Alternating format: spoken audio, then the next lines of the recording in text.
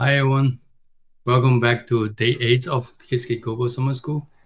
And in the next 2 days, we are very exciting to dive into the future of quantum computing with the fault-tolerant quantum computing that IBM is planning to build towards by the end of the decade. And to kickstart it, we are really honored to have Professor Barbara Terhal, who's a pioneer in the field of quantum error corrections, and to give us a historical development of quantum error corrections. And Professor Terhal is actually one of the first, as I understand, to get PhD in quantum computing in the Netherlands. And after her PhD, she moved to IBM Research as a postdoc and then later as a research staff member. And after IBM, she went to RWTH Aachen University and later moved on to TU Delft. So, Professor Terhal, we're happy to have you here. Right. Well, thanks for having me and inviting me to give a talk about the history of quantum error correction. I will be focused on the early history of quantum error correction. I'll say a few things maybe about later years, and maybe this will also come up in the Q&A. The reason maybe for me to emphasize the very early history of quantum error correction is that basically the theoretical part of this history occurred very quickly in the years 95 to 97. I myself was a starting PhD student in 95, so I kind of experienced some of it, although I wasn't maybe fully aware of the importance of it at the time, being a young PhD student. But I'd like to go over with you about some of the developments that took place in those years, and kind of explain what are the important innovations there, who played a role in this, and what came out. Of course, there will be lectures by John Watrous after me, and they will definitely go in much more detail about the technical aspects of error correction, stabilizer codes, and so on. So the thing is that I will be maybe a little bit short here and there and mention something, and you say, well, what is it really? And then I would recommend you, you listen to John Watrous lectures, while he's giving them live or later when you have time to do so. I'd like to start with actually a quote by Andrew Steane. So a few people played a big role in this very early development, and one of them was Andrew Steane, a professor at Oxford currently. And he wrote 2 papers on quantum error correction. And this is a quote from his second paper. And maybe we can understand the sort of scene in the year 94. In 94, Peter Shor came up with the factoring algorithm, how you factor a large number into its prime factors on a quantum computer, which was a major breakthrough and a reason to want to build this quantum computer. But of course, immediately physicists and computer scientists and mathematicians started worrying, what would it take to build this device? And I think Andrew Steane had a very interesting perspective on this, because he asked, is decoherence fundamental? And this is a question that other physicists have also asked themselves, like Schrödinger, for example, much earlier. So let me just read out what he wrote in this paper. However, it can be argued that the possibility of decoherence is itself just as fundamental a feature of quantum mechanics as the interference and entanglement of which a quantum computer takes advantage. Such decoherence must be considered, for example, in any discussion of the Schrödinger's cat's paradox. The cat in Schrödinger's thought experiment, it corresponds here to the quantum computer itself. Let me pause for a moment. So we believe the Schrödinger cat, you've probably heard about it. The cat can be dead or alive, and then quantum mechanics says it can be a superposition of dead and alive. But really, we will never observe, or it's unlikely that the cat will actually remain in the superposition of dead and alive, because the cat is a very macroscopic object. It's made out of many degrees of freedom, its hairs, its brains, its whatever. And, we have very little control over these degrees of freedom. So he says that the quantum computer is sort of like the Schrödinger cat's, experiment to its extreme, in the sense that we need to create very macroscopic quantum information, carried by many degrees of freedom. And the question is, can we do this? Can we beat decoherence? Or is this computer fundamentally a flawed idea because decoherence always inevitably take over. So then he says, hence the idealization in which decoherence is taken to be negligible is not merely a limit on the practical application of the theory of quantum computation. It's in fact an idealization too far, since it involves neglecting a basic aspect of quantum theory, as has been emphasized by Landauer in 1995. Ralph Landauer was also a physicist at IBM, who was at IBM still when I was also there as a visitor, and he was quite critical of the idea of building a quantum computer at the time.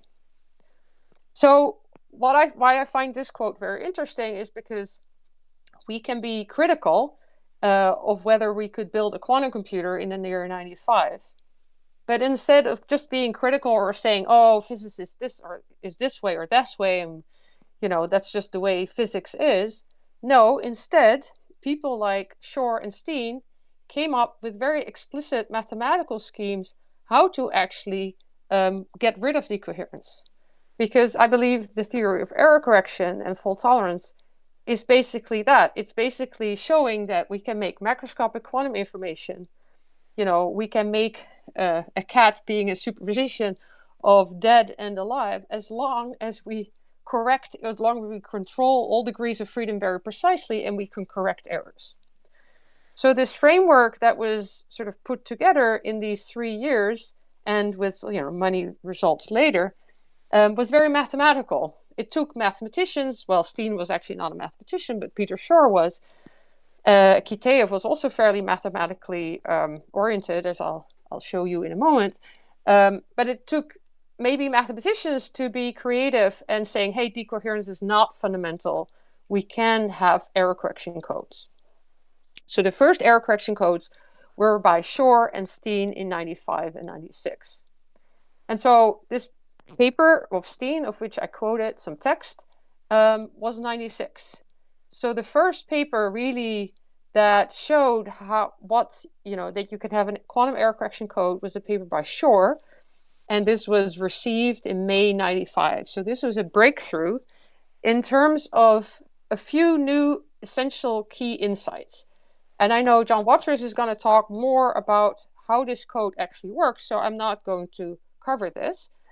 But I do want to stress what are the key insights. And again, I'm going to cite Shor.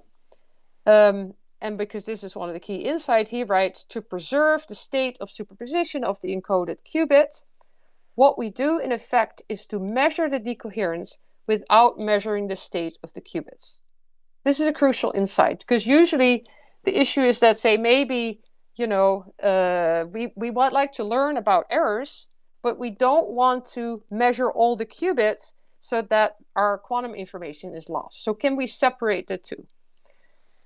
So in his code, what you have is that you have 9 physical qubits and you encode 1 logical qubit. That's what also called is the encoded qubit.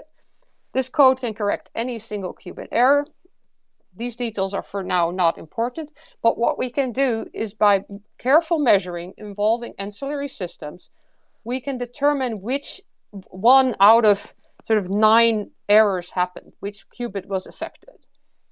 And there's also superpositions of errors allowed, and an error can be written as a linear combination of Pauli matrices, but these things you may see also in Watrous' presentation.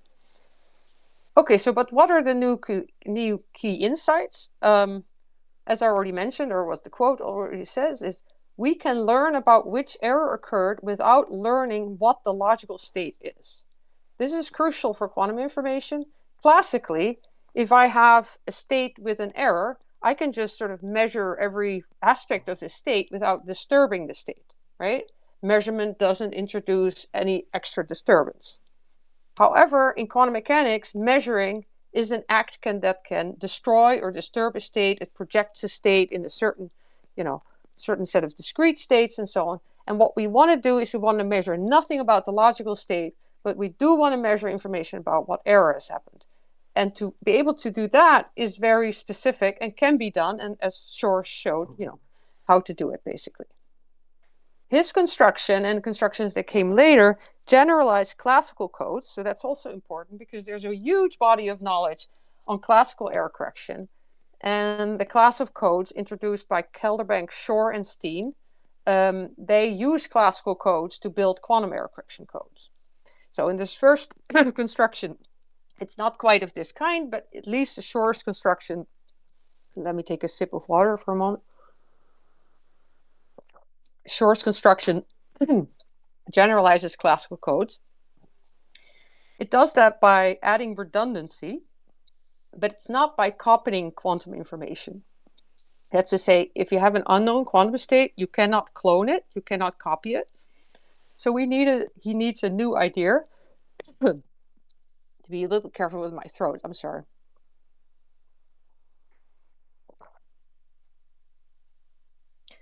He needs a new idea, which is to create a highly entangled state. For example, this 9-qubit state involves, this encoded qubit is a highly entangled state of 9 qubits. Another key insight is here that you may think that in quantum mechanics, you have a continuum of errors. For classical error correction, you just have bit flips. But he also showed, and this is being corroborated by later results, that in principle, if you can correct bit flip and so-called phase flip errors, you can correct any errors. So the set of errors you have to correct quantum mechanically is not a continuum. It's discrete, like it is for classical codes, but it is sort of double. You need to correct two types of errors, X and Z, instead of just bit flips X. All right, let me go back to Steane. So as I mentioned, I quoted a paper in 96, but he wrote an earlier paper. And this was again related to this question of a Schrödinger cat state. So this paper was received in 95, so a few months after Shor's result. And in this paper, he introduced the 7-qubit code. The 7-qubit code is a favorite code now in experiments. It has been realized, and it's a small sort of a baby code or small code in a large family of code, and these are the color codes were introduced by Bombin and Martin Delgado much, much later. This is a representation of the code. If you don't understand these things, these are parity checks.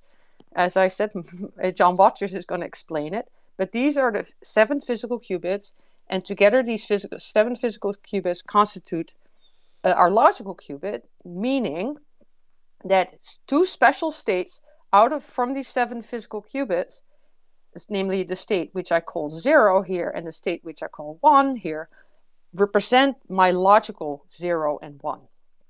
Okay, so what Steane thought about is he asked the following, or he showed that, he argued that this paper showed the following, namely, I quote again, "It is shown that a pair of states which are in some sense macroscopically different can form a superposition in which the interference phase between the two parts is measurable. This provides a highly stabilized Schrödinger cat state." So let me sort of unpack this a little bit. So the state 0, which you can kind of see as like an alive cat, and the state 1, which is like a dead cat, are macroscopically different, meaning they are different if I look at what the values of these bits are, and I compare, they're not one thing for the state 0. They can be all zeros, or there can be a bunch of ones. So this is a superposition of a bunch of states, but 1 is definitely all the bits are different. They will always differ in at least 3 places. I'm not showing this on the slide, but this is the case, and 3 here is the macroscopic number. But generally you say, well, you have a state 0 and you have a state 1, and in order to go from 0 to 1, I always have to flip many, many bits, a macroscopic number of bits. Now I can ask about the state 0 plus 1 and the state 0 minus 1. And you can ask, how do I go from the state 0 plus 1, which is the superposition of a alive and a dead cat with a plus, to the superposition of an alive and a dead cat with a minus? How do I go from that? Is that also macroscopically different? And he argues that it is, and it is not always the case. It's just the case for his 7-qubit code. And so this says that this error correction code provides a beautiful example of a cat which is in the superposition of dead and alive and may be stable that way. It's a macroscopic, it is a highly stabilized Schrödinger cat state. All right, so that's sort of the the background on the first two codes. Now I want to move one step further, because I said this is theory of quantum error correction and fault tolerance. Okay, so what's fault tolerance? I want to briefly introduce that concept, and I want to use classical error correction as an example. So classical error correction, there are bit flips. So there's a very simple code, which is called the 3-bit repetition code. Instead of having a single bit, which can be 0 or 1, if we have a 0, we replace it by 3 zeros. If we have a 1, we replace it by 3 ones. Why is that advantageous? Well, if one of the 3 bits flip, then the majority will still have the right value. So if we just compute the majority, then we'll know it was a 0 or we know it was a 1. Of course, this assumes that only one bit flips, right? And let's say these bits flip independently with some probability p. So the probability that one bit flips is order p, and the probability that 2 bits flip is order p squared. Now, if 2 bits flip, and we take this majority, of course we make the wrong inference, right? We had, say, 3 zeros, 2 bits flipped. Now we take the majority is 1. Now we say we stored a 1. Okay, we make an error, right? So this code can correct a single error. If one of the bits flip, we can correct it.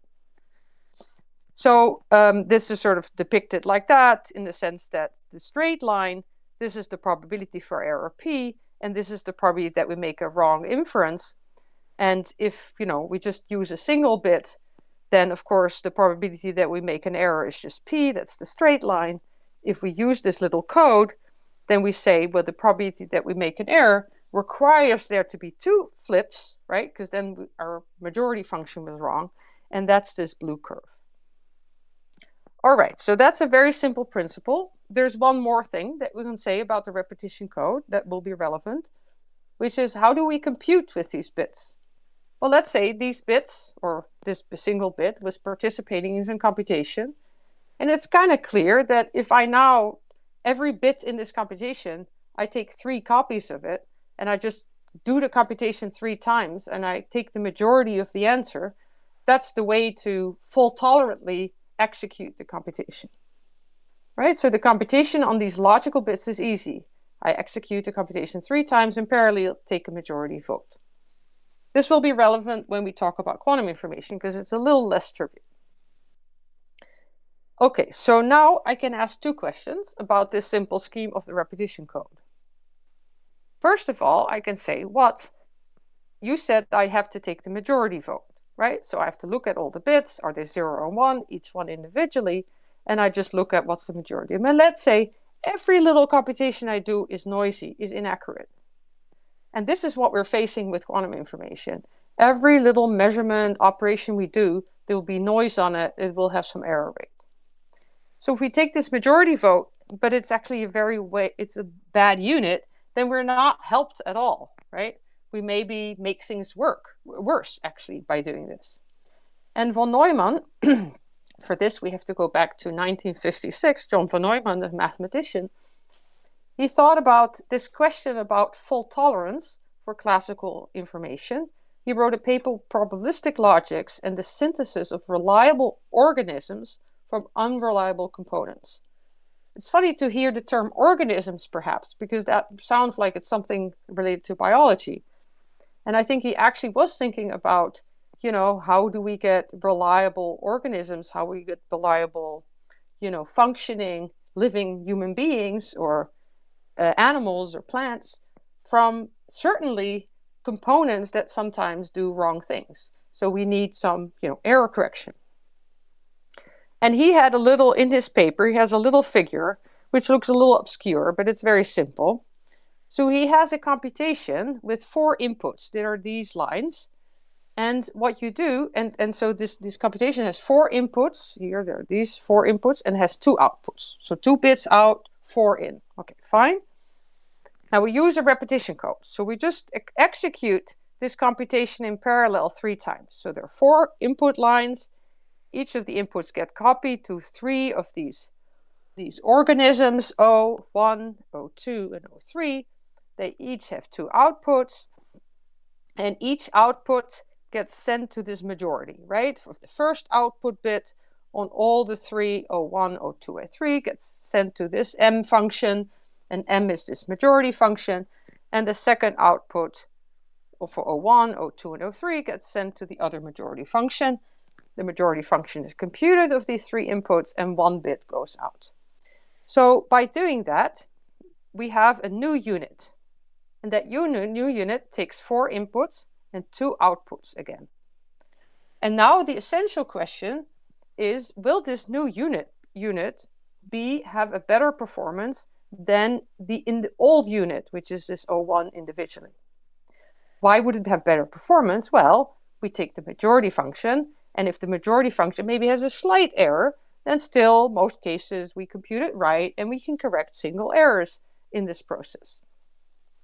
Right? So you can imagine, and this is an intuitive argument, that there's some kind of error threshold. If the error on these organisms, O1, O2, and 3, and M, is small enough, then this new whole unit works better than the old unit, the old, say, O, right? And so if we do this once, that's to say we use this circuit instead of one of these single circuits, we could do it again. We could say, oh, whenever I do O1, I replace it by this new unit which splits it in 3 and then takes the majority and, does this whole thing. And that will be more reliable. So what we say, technically we say we concatenate or we recursively apply this construction. And this construction works if the error rate on O1, O2, and O3 and M are sufficiently low, so that such a new unit works better. If you do this recursively, so every time, you can do it many, many, many times, you'll get more overhead, right? Because every time you split, one bit into 3, and then every one of those into 3, so you get 9 bits, etc. So you get some overhead, but in the end, you get a more reliable computation. So that's an idea that is essentially also used in quantum error correction. So if you get that idea, then that's good, because then you understand the quantum threshold theorem, so to say, that I'll allude to later. The second question we can ask, could we use the repetition code for quantum information? So in quantum information, we don't just use, 0 and 1, which means in this case 3 zeros or 3 ones. No, we want to have superpositions of 0 and 1. So how do we then take this majority vote? Should we be measuring every qubit of these 3 qubits? But that's a problem. If I measure every qubit, say I do this for this state, I'll just be measuring those qubits, say, as 0, 0, 0 or 1, 1, 1. And all information about alpha and beta is lost. So this is this crucial thing that Shor also used. We should be measuring about the errors, but not about the logical state of the qubit. So what we could do is some other scheme of measurement. We could ask, for example, of these 3 qubits, or these 3 bits, we can ask, are the first 2 bits the same or not? But don't tell me what they are. So I have a measurement which says, are they the same or not? The same could mean that they are 0, 0 or 1, 1. And if they're not the same, they could be 0, 1 or 1, 0. But don't tell me that it's 0, 0 or 1, 1. Just tell me whether they're the same.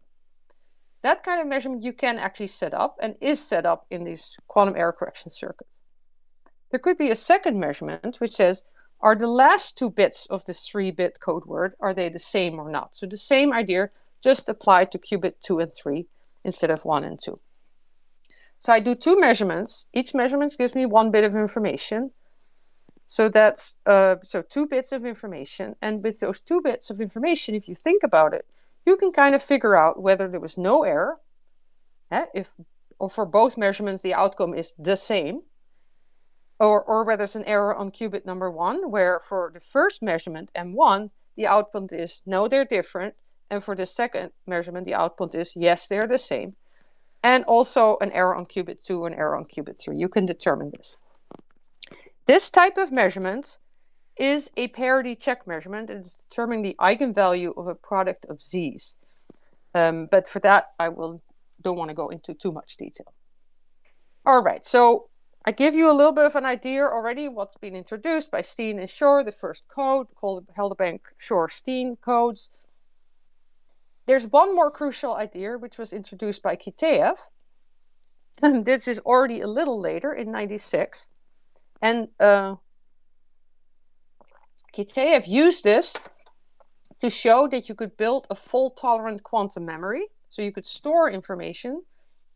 And fault-tolerant quantum memory meant that you could store information for an arbitrary long time, using concatenation, in fact. And arbitrary long time means that you reduce the error rate on your stored quantum information to arbitrarily small numbers at the cost of an overhead. We'll discuss these overhead a little later. Okay, so what's the new idea they introduced? Well, it's sort of two things. One is the idea of a local check code. So we said all operations in our quantum computer are faulty. And we also said, well, in order to determine majority or determine whether, those two bits are the same or different, we have to do little computations that are also faulty. And these are dangerous. And these are dangerous in two ways.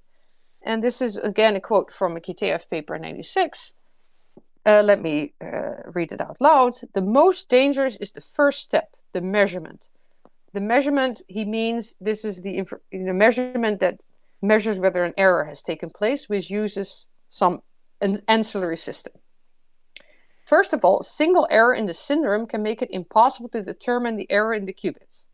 This is kind of the idea, like, I compute the majority function, but I'm really bad at computation, so I output something that's wrong. Of course, then I don't learn anything about errors. What's even worse, one error during the measurement can spoil all the qubits involved in this measurement. And this is a special thing that happens in quantum mechanics, that while I'm computing this majority function or measuring a parity check, learning something about error, I may actually feed back errors on the qubits themselves. That should be protected. So I want to feed back as little error as possible. And this is why he says local check code are especially useful for fault-tolerant quantum error correction. For a local check code, all the measurements can be organized in a circuit of bounded depth. And this is maybe a bit technical, but his code, which is known as the Tor code, which you may have heard about.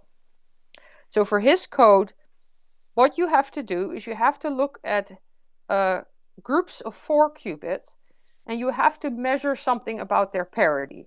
Like, you have to ask them, are there an even number of ones among you in your state? Don't tell me your state, but just, are there an even number of ones? And you do that using an ancillary system. But the important thing about the Tor code, or one important aspect, is that this number remains 4, while the total number of qubits of your Tor code, which is the size of this lattice, can grow very large. So that's what he means by bounded depths.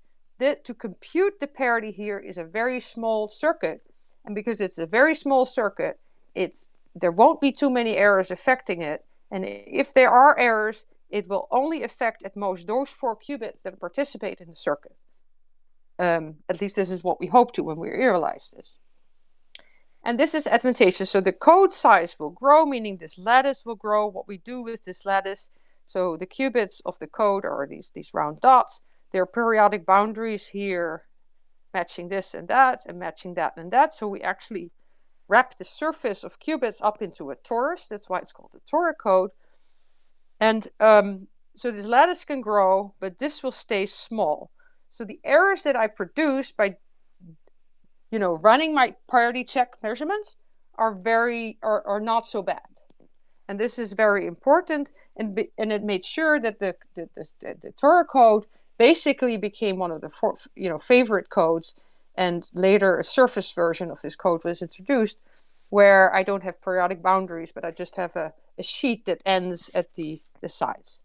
Now, one more thing about this local check code, and this also has helped its sort of interest in the experimental community, is that in order to measure the parity checks, I need just to have some extra qubits that are placed on this 2D lattice.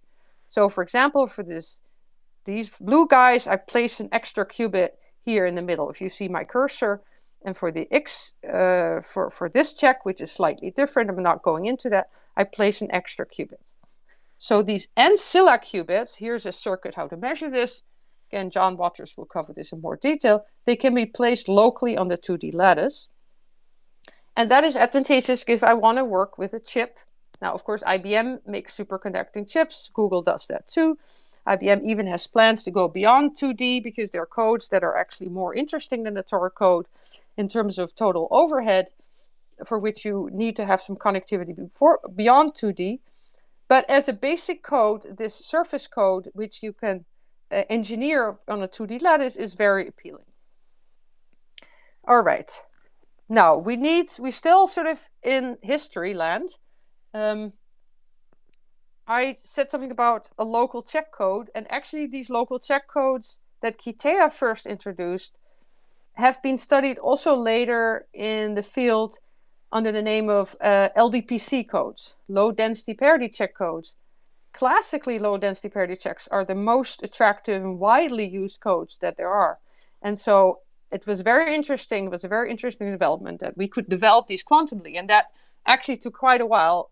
Only the last 5 years, we know how to have good quantum LDPC codes. And these all have this property is that the checks are local. They're not necessarily local on a 2D lattice, but they affect only very few qubits, not scaling with the total size of the code. All right, we need one more idea. I mentioned that Qiskit had shown in 96 something about fault-tolerant quantum memory. If you have a repetition code, it's easy how you do computation.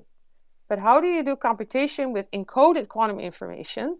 That's not so easy. So this concept of how you do it for repetition code, you just do it in parallel on, the 3 bits that you've used, we call transversal. So here's an example. Let's say I replace every qubit or a bit by 3 bits, and I have to do a C0 between the qubit that's encoded here and the qubit that's encoded there. That's my C0 gate. And maybe if it's transversal, I can do it via a circuit like this. I just do these gates in parallel, which is very nice because it's fast. These gates can be done at the same time. And they don't spread errors around because they just act independently between the different qubits in each sort of block. But not all gates can be done transversely. Now, there are ways of doing gates differently, but these may be bad in terms of they spread error around in the block. And before I know it, there's this error spread and a code that can correct many errors. I'm making life worse. It's worse than sort of, having no error correction. So it took a very non-trivial construction and first showed by Shor in 96, to show how you do sort of universal logical computation. So for this, he showed a way how to do the logical Toffoli gate. That's this gate here. And that was highly non-trivial. All right. So then, after Shor's results in Fox 96, the time was ready for sort of putting it all together. And this came all together in what's called the fault-tolerant threshold theorem. It's a crowning achievement. And the names that are attributed to this achievement is Knil, Laflamme, and Zurich, and independently Aharonov, Ben-Or, and also Qiskit. And this theorem was proved using code concatenation, which is this idea that I alluded to that von Neumann had introduced originally for classical error correction. Now, here is a caveat. Don't try proving this on a spare afternoon. What I mean is that this is a highly non-trivial theorem, and there has also been later papers, for example, in 2005, in which they kind of make this theorem more rigorous and precise, because to put to dot all the I's is highly non-trivial. But it used, the point is there are some independent influences, but it used, how you do universal computation, what error correction you need, and that you need code concatenation. And the upshot of this theorem is basically the following. So if, let's say I have noisy hardware, but I want to run a circuit of size n. What's the size? It's the total number of single qubit and 2 qubit and measurement things that I want to do. Okay? But I don't have perfect hardware, I have noisy hardware. Now, let's say my noise is sufficiently weak So the hardware is pretty good, and it's local, and that's a technical condition, but just assume that it's fine. This is usually the case. It means that, the probability for many errors is much, much lower, is exponentially lower than the probability for few errors. Okay, so the theorem basically says that this noisy hardware I need is not that much larger than the original hardware. Basically, I need a circuit of size n times a polynomial of log n. And the important point is this is not like 2 to the n, which would be terrible, right? If I had needed an exponential blow up of resources in order to simulate a perfect circuit by a noisy circuit, right? Of course, we care about this overhead, and there's been even further strengthening of it. All right, what do we use in such a circuit? Because, of course, at some point, error correction has gone from theory to experiments. And when you do experiments, there's a lot of other things you face. For example, you need to do frequent mid-circuit measurement, meaning you need to introduce ancillary systems that are used to measure out error information, like these parity checks. And this is essential removal of entropy, right? We need to remove entropy out of the computation. We need fast classical processing of this error information. If we have these bits with information about parity checks, that doesn't mean that we know immediately what errors have happened. We need to run some classical algorithms to process this. And also that some errors that are due to leakage or loss, an atom gets lost and we can code it in an atom, that they actually can be reduced to qubit errors. I'm not going to go into this. So for the surface code, it was shown that you need this threshold, this sufficiently weak, is like 0.75% per elementary operation. And in 2024, there was a big result by the Google team. They were the first team to show convincingly that their hardware was below the surface code threshold, and they could scale up. They could go from a smaller surface code to a larger surface code and get better performance. So this was very a beautiful result. Okay, so I have to see how am I doing my time. I'm now sort of wrapping up. Okay, I'm doing fine. I want to jump over 28 years of history a little bit. As I said, intense efforts took place in the first sort of 3 years. It doesn't mean that nothing happened afterwards, but the pace of developments was slower. So I just want to highlight a few things. In 2001, there was a beautiful paper by Dennis, Kiteev, Landau, and Preskel, in which they said, let's focus on the Tor code and study what the threshold is, study how we classically process error information to determine what the errors are. So what decoding algorithm do we need to use? This is also very important, because this algorithm needs to run very fast. It needs to run at the speed which is at least as fast as the data that we're getting in from these measurements. So this is a beautiful paper that really put the Tor code on the table as a very interesting architecture. One aspect of the Tor code is, say, maybe you have a 2D chip only, but how do you do a controlled knot on this logical level? It can be done transversally, but there are ways to do it by not losing any 2D connectivity. This was Rausendorf, Harrington, and Goyal, and this was again generalized by Horstman et al. In 2012 to present a technique that's known now as lattice surgery, which is kind of a technical term and which being used and generalized for many of these LDPC codes that I referred to earlier.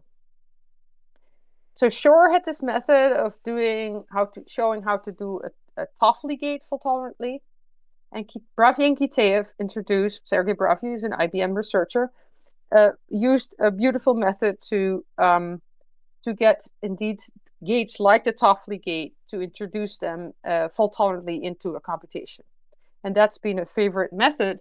So far, many overhead studies use this method to assess how many resources you need for a future quantum computer. As I already mentioned, Bombal and Delgado introduced color codes.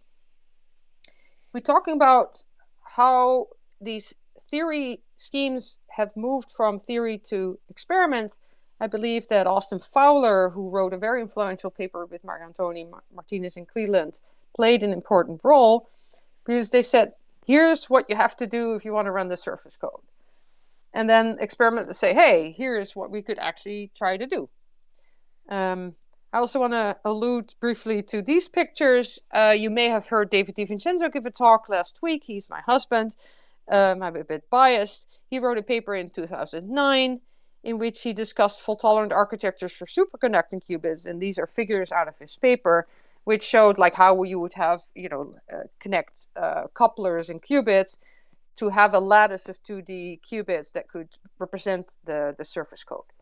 But I'm certainly dropping out many names here, because the beauty of this field of quantum error correction fault tolerance is that it's a very nice field. People are very friendly and collaborative, and many people have contributed so far and will contribute in the future, I'm sure. I want to make sort of one little anecdotal comment. So as I mentioned, I got my PhD in 99. I started in 95. And I went to Torino in Italy for my first workshop. This was at a place called the ISI, Institute for Scientific Interchange. There was already a workshop in 94, but in 95, it was this group of people. Here is this is me, this is Dorit Anaronov, who's worked on the fault tolerance threshold theorem. Here's Peter Shor, for example.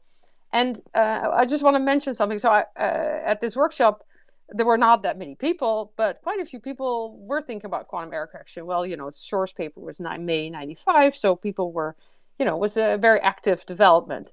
So it being the first workshop as a PhD student, I felt like, wow, it's overwhelming, interesting, but maybe I should think about something else, something, follow my own trajectory. So actually, that first year of my PhD, I started to think about Ising spin glasses, very different thing. So maybe you heard that Ising spin glasses have a hard time, finding their ground state. And that's actually a hard computational problem. And then I thought, oh, maybe you can use a transverse field. And that's now called quantum annealing. I didn't think it would solve that hard problem, and I didn't write anything about it. So I'm not sure that was so successful. But I'm mentioning this because right now I am, when I was announced, I am very actively working on quantum error correction. I'm seen as one of the experts in the field. And now there are way more people working on it. So my thoughts, there's already too many people working on this, you see the small group, is definitely true now. Now there are way more people working on it. And here I'm showing just some data from the archive. For example, here on the left, what you see is this is the occurrence of the word quantum error correction versus the word NISQ, which is coined by John Preskill, noisy intermediate scale quantum computing, to denote this area pre-quantum error correction. So here's the number of papers, and error correction definitely has taken, has grown quite a lot in the last few years, more than NISQ. But you have to see this in perspective, of course, because if you look at the word quantum error correction versus the word qubit, you see that qubit is still, is up to 4,000, and quantum error correction is up to 800. Although that's still, a sizable piece of the field. And it has really exploded in terms of activity. And that is because, basically because of the experimental progress. And also new theoretic ideas, but the existence of the experimental progress and the platforms, makes for new interesting challenges to solve theoretically, building on, what we already know since 95. All right, let me just look at the time. I have a few comments before I finish. Yeah, I haven't talked much about these experimental realizations. I mean, the idea is I give a historical talk. So there are 3 platforms that are doing very well. One is the superconducting qubits, which is, for example, what Google's done, what IBM is doing with 100 to 1,000 qubits. Then there are the trapped ion qubits, which have the chips that are in use now have all-to-all connectivity. It's not clear that And they have also like 50 qubits, very, very high quality. So you can do nice quantum error correction experiments there. This all-to-all connectivity means that you can do a gate between any pair of qubits. It's maybe hard to scale that in the future. And then lastly, there are the neutral atom qubits that have made amazing advances, doing gates on multiple Steane codes and things like that. And they also foresee they could be working with 10,000 physical qubits in the near future. So, okay, so there's many open questions. Is there sort of one best code that we're going to use? And the space is, I think, very open.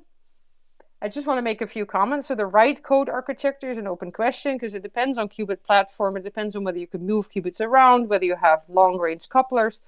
One thing is you can say we certainly will use modular architectures. That is sort of a given in any. I mean, we use it because at some point, we can't reliably get a high yield for the chips we make, or there are other issues that start playing a role, but related to laser power. So we're talking about neutral atoms. So we have to switch to optical interconnects. So modular architectures beyond 1,000 or 10,000 qubits are definitely going to play a role, and they play a role because maybe they'll be noisier or slower. And so any code architecture, which is how you use error correction in producing reliable qubits, will use these facts. But of course, if they're not all known, we can't use these facts.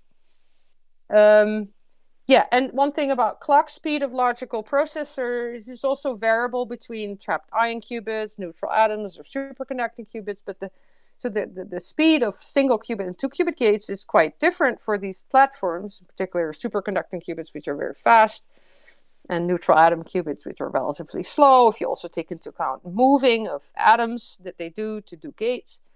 But the clock speed of the logical quantum processor is set by the duration of the quantum error correction cycle, how quickly you measure the parity checks, but also by the type of the way you do logical gates. So there are various trade-offs that play a role.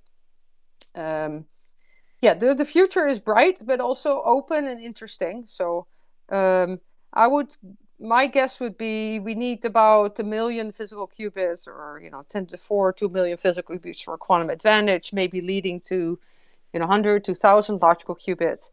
And interestingly, also going back to factoring large numbers, there's been recent progress also using error correction ideas to, say, if I want to have RSA 2048, as a result by Gidney of Google, that it used to cost 20 million physical qubits with his estimates with the best method, and now that's been reduced by him to 1 million physical qubits. So that's quite fascinating.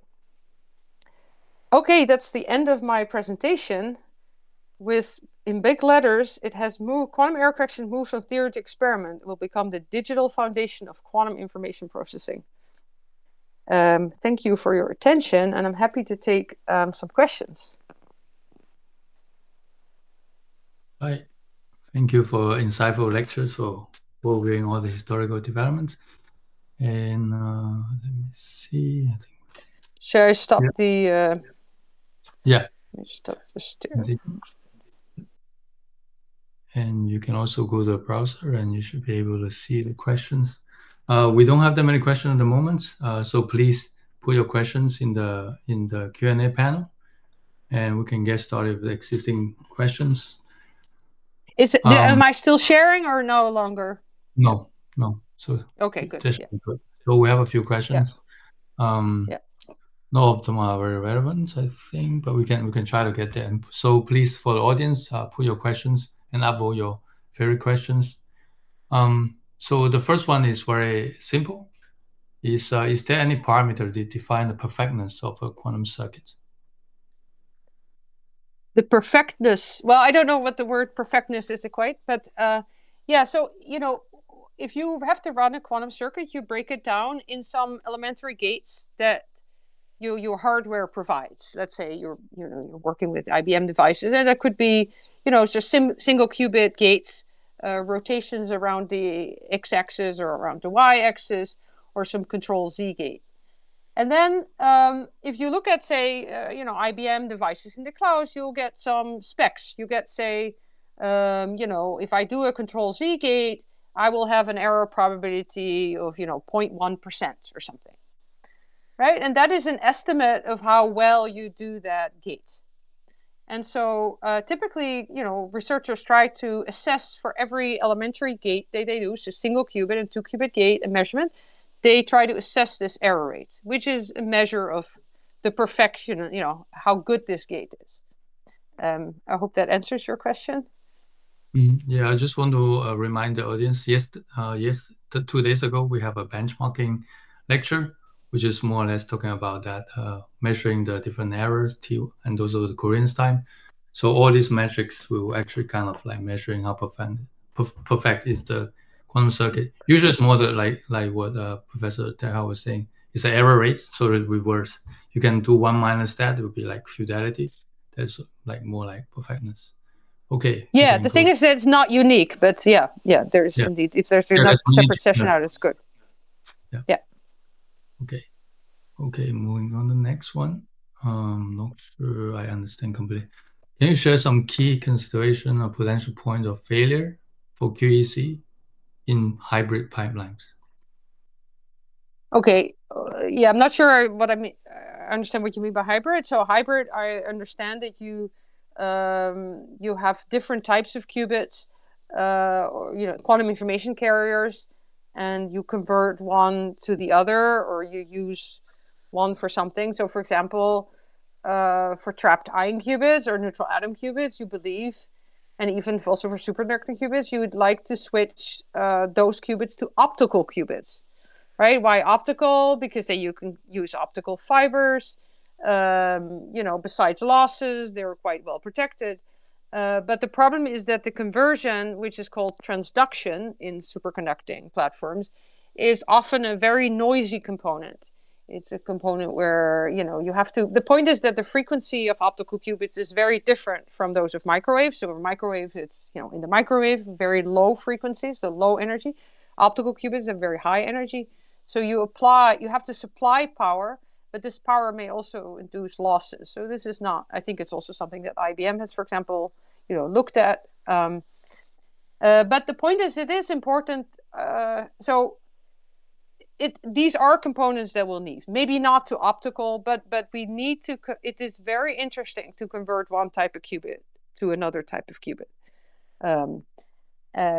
Because that creates a lot of versatility, of course, right? Because one qubit has an advantage because you can, it can travel a long distance, right? Another qubit is stationary. So. Mm-hmm. Yeah, that's a very interesting idea. Maybe I ask a follow-up questions.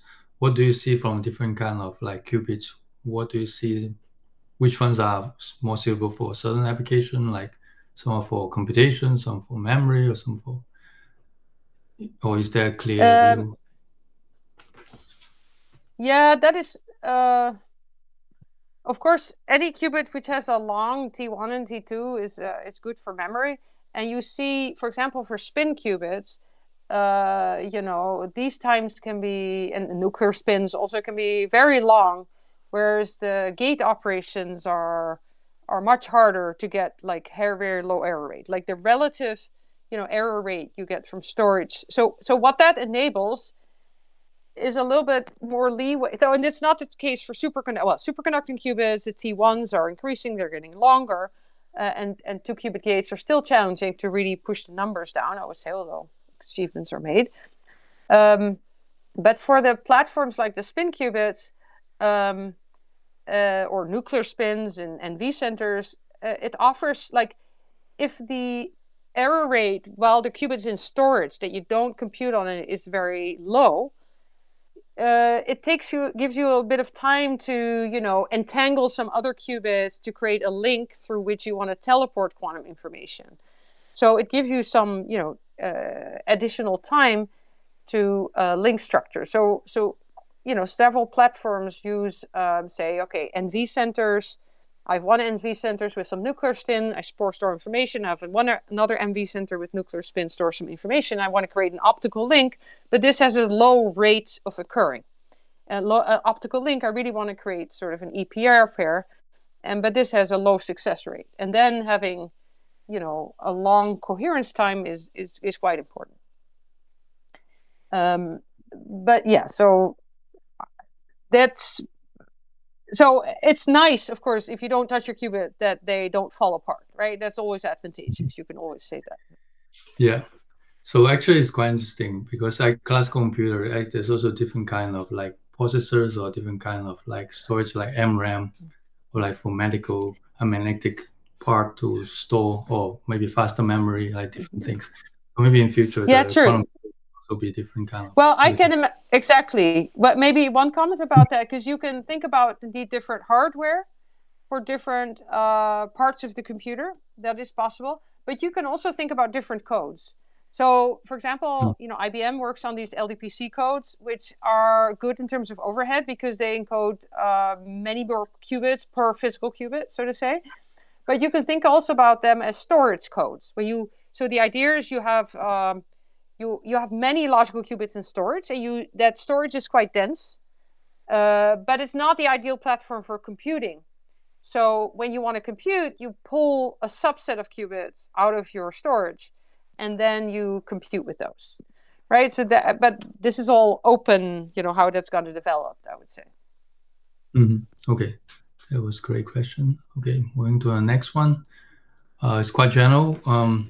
What are some more interesting recent development in quantum error corrections?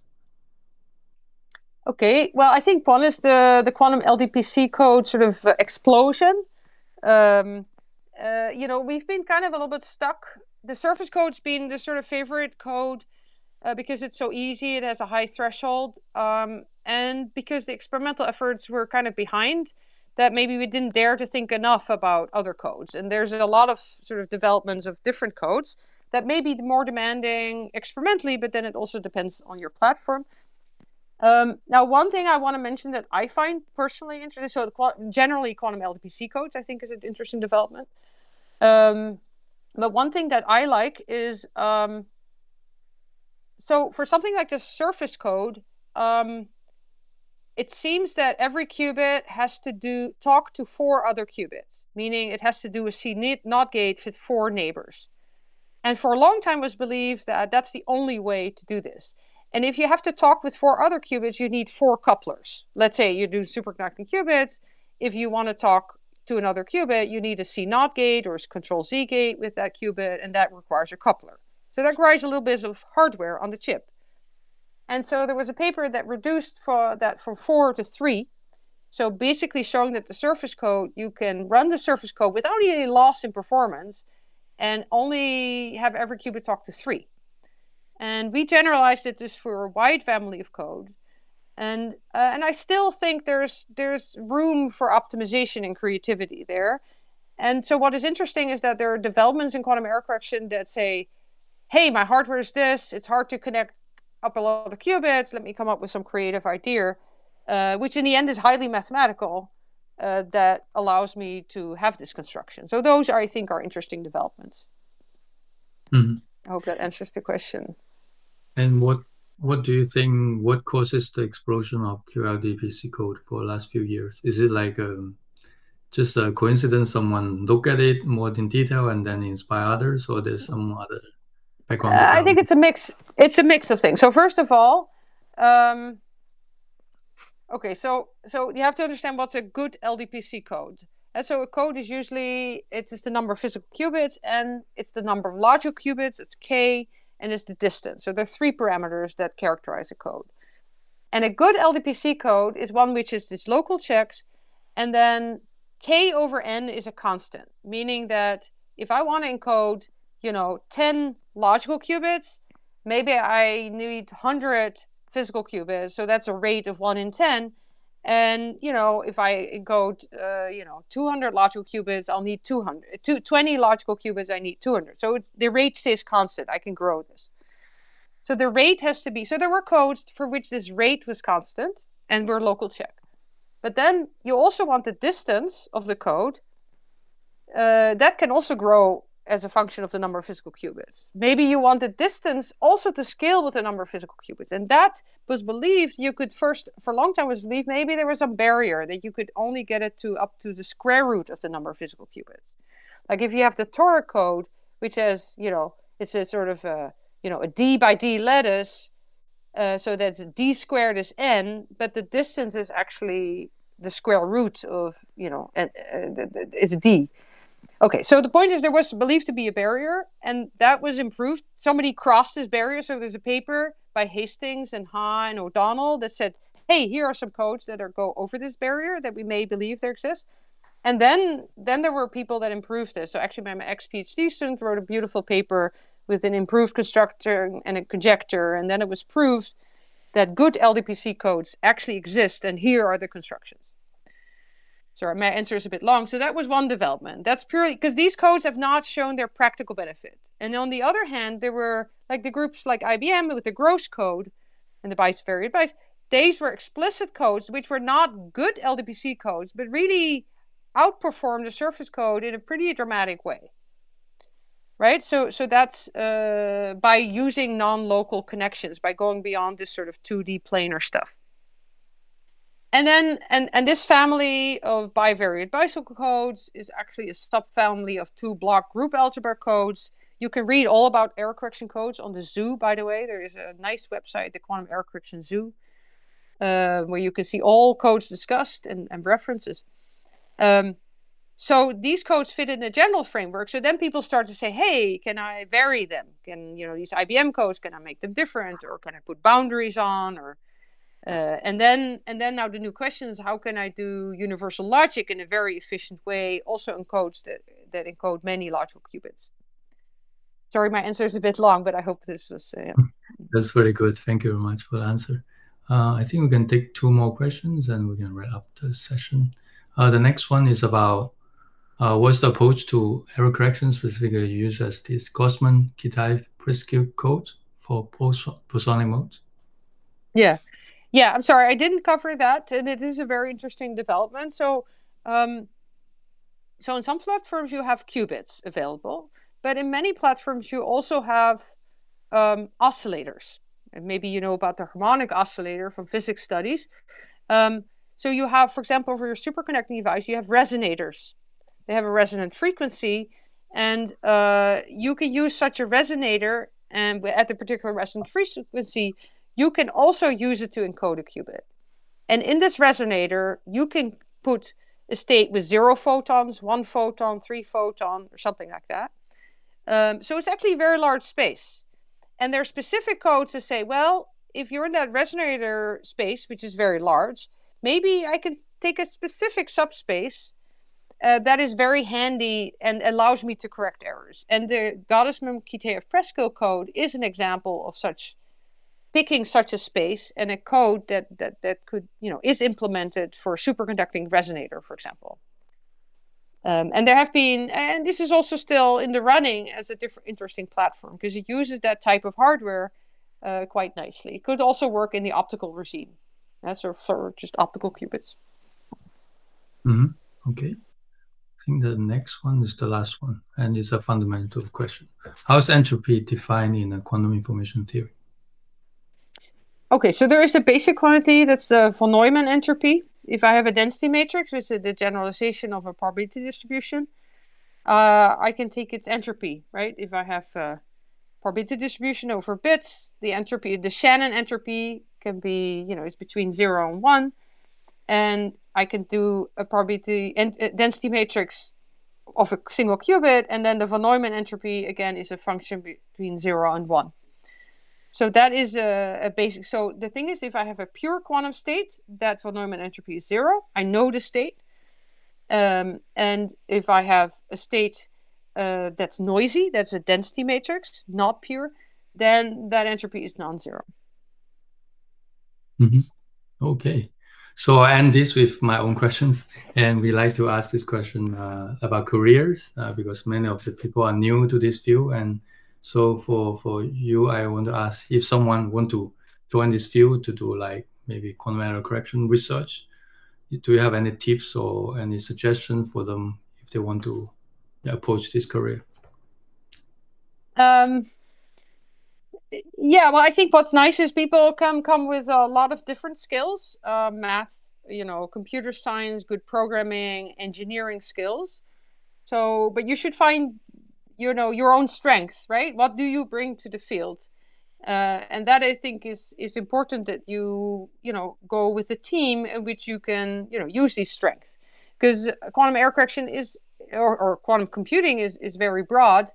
Like, we need people from everywhere, but there's also a bit of competition, of course, to get in to the spots that you want. So use your strength, right? And say, hey, here is where I can contribute, and maybe not there, and then I need to look for the applications or the people that specifically match with my skills. Yeah. Okay. Maybe just to follow up and thought about it. When you say that you went to this conference and you saw a lot of people working on error correction, and then you choose to steer away, and how do you ended up back to this field? Yeah. Well, how do I ended up still doing error correction? Yeah. Actually, this was, I think, so this came actually through John Preskill. So I was Okay. Interesting. 1 year at Caltech, and there was this fault tolerance, because my first paper on fault tolerance was about a more general noise model under which you could prove the fault tolerance threshold theorem.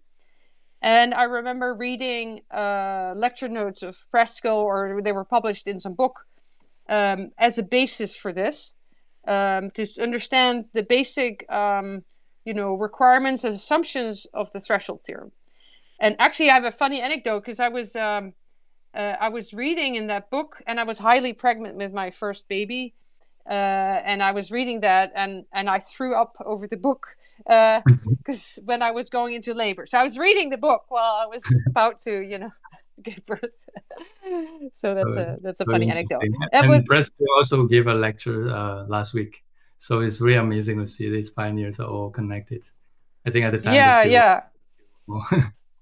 Right. Yeah, I think that's also very nice, that it's been a very good community, and we stimulate each other. Yeah. We had a sad, maybe you've heard this also, Ray LaFlamme died a few weeks ago, who's one of the pioneers in this area, quantum error correction. He's done amazing work with CNIL in the past, as you saw, that I referred to, and also later on. Yeah.